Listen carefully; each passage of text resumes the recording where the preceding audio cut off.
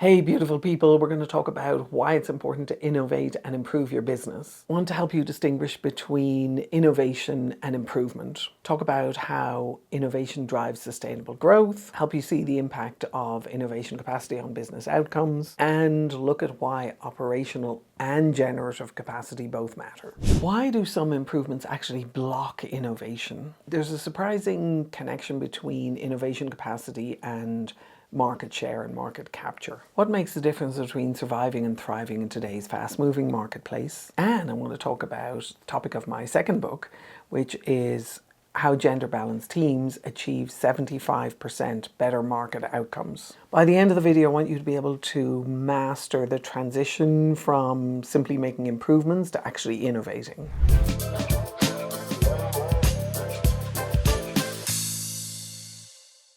So let's have a look at the practice impact model. In my book, The Innovation Mindset, I talk about the practice impact model. And the reason for this is that we traditionally tend to think of operations as being driven by skills and competencies. And we look to hire people for their talents. What we miss in doing that is we miss the massively generative capacity that happens when people actually start amplifying each other, when they start co-inventing with each other, and when they start ultimately innovating with each other. So the practice impact model helps you move from simply running the business and operating the business based on leveraging skills and talents to moving into a level where you're doing a high level of deliberate practice. So I want to talk to you about what some of those deliberate practices are and the impact that they can have on your business. So as you move up the ladder of innovation, and again I talk about that in the book, but as you move up the ladder of innovation, you move from beginning innovation, which means that you have a kind of a basic market presence. You're in the game, you're playing the game, but you're not really leading the field, or you're not necessarily positioning yourself optimally to be able to grow your business. As you move to a functional innovation capacity, which would be about 60% innovation capacity, what you do there is you are actually beginning to move yourself into a competitive performance space. And as you can see from the ladder in the book, you move from simply being basic market presence to being more competitive by improving your innovation capacity. As you build more robust innovation practices, and again we're coming to the practice impact model and looking at the idea of building practices that allows your business to be able to grow much faster and more effectively, or your department to be more successful, what you do is you move to a robust innovation capability. And that robust innovation capability really does position you for a higher level of competitive advantage. The innovation superstars, the people who are operating at about 90% innovation capacity, in other words, everybody's playing the innovation game as well as playing the day-to-day operational delivery game.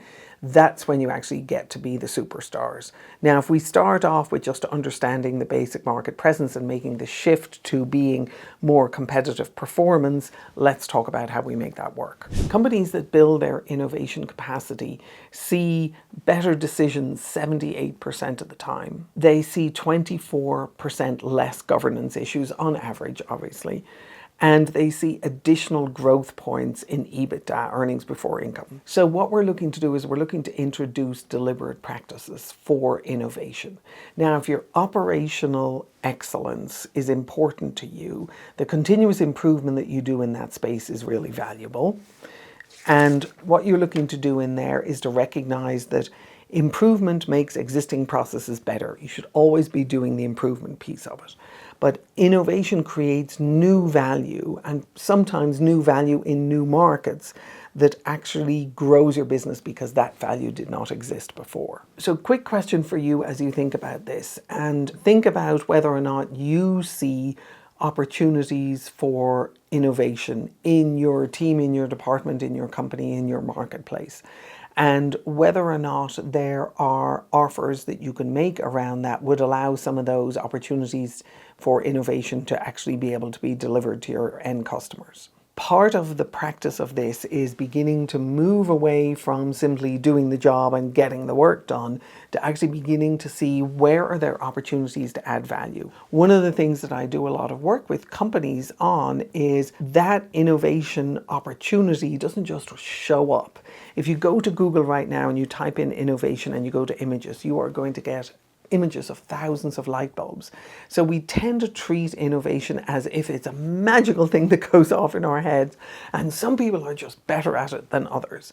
And I would deeply beg to differ on that one. I think that we all have innovation capacity. Some of us have it more honed and more practiced and more refined than others.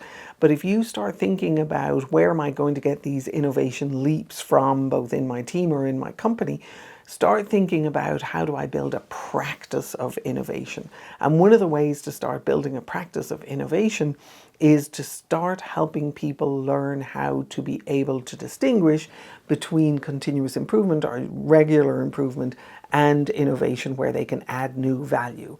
Now, they can start off by adding small levels of new value inside the company. They're not necessarily impacting the end customer yet, but by building that language and building those distinctions and building those conversations and building the practices around them, you're opening the door for people to start thinking in terms of how do they add more value.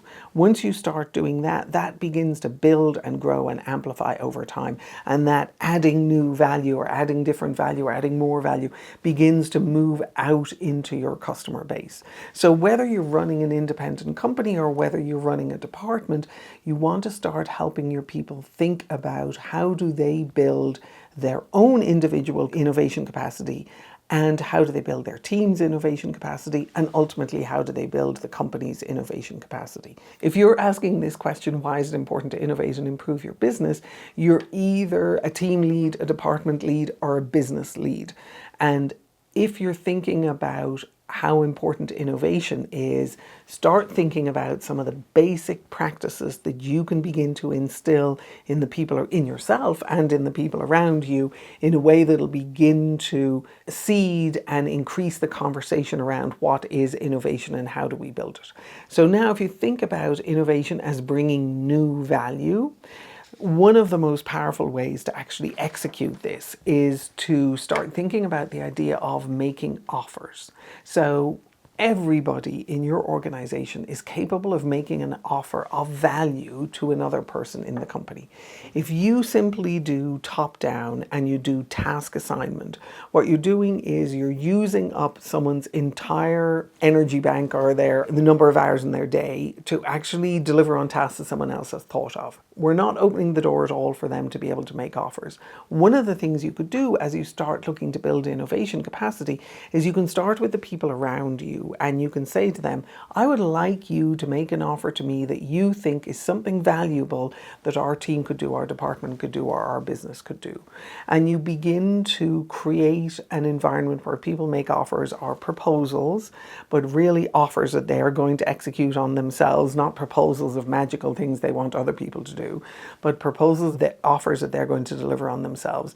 If they start getting into the habit of doing that and you create a space for them to be heard as they try to do that, what you're doing is you're opening the door to create innovation capacity, and you're seeding the innovation capacity in your company. So the reason why it is so important to be able to create these capacities is it directly impacts your business performance in terms of things like better decisions and fewer governance issues and better earnings, basic business principles. And what it also does is it positions you in terms of market growth, market share, and ultimately market dominance as you move into the innovation superstar space. So as you start thinking about this, drop a note for me in the comments and let me know about how it is you're beginning to think about how you build your innovation capacity and why you're seeing the value in doing that. And let's open up the conversation to the rest of us in terms of how do we actually identify where the opportunities are, and how do we open the door to be able to help people learn how to do this and to be able to make it happen. I have an innovation readiness assessment that I think you'll find valuable if you're asking yourself these kinds of questions. You can find it under www Innovation Readiness Assessment. You can also find it on my website. It's down in the comments below. Take it, let me know how it works for you, drop me a comment on the value of it. As you embark on your innovation journey, I wish you the absolute best of luck.